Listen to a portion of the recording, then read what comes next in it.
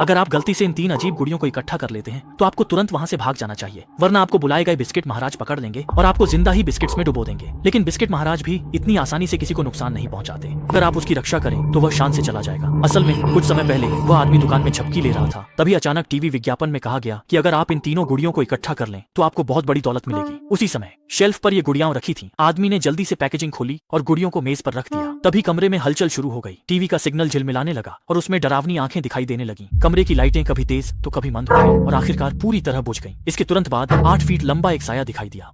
वह अपनी आकर्षक टांगें लहराते हुए आदमी और धीरे धीरे बढ़ने लगा। आदमी इस डरावने दृश्य से इतना डर गया कि सांस लेने हिम्मत नहीं हुई। सही मौका देखकर दुकान से बाहर भागने की तैयारी करने लगा। वह सफल हो जाएगा, लेकिन एक छोटा टेडी बियर बिस्किट उसके सिर पर आकर लगा। अभी अभी अभी अभी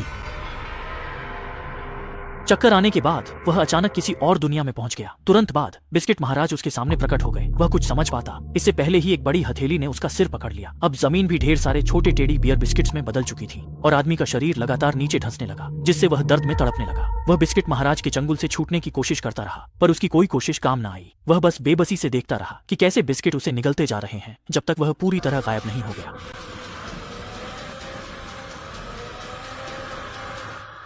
दृश्य बदलता है। अब वह आदमी बिना भाव के दुकान में बैठा है। आखिर में वह लगातार बिस्किट उगलता रहता है। लगता है उसकी चेतना ही खो चुकी है।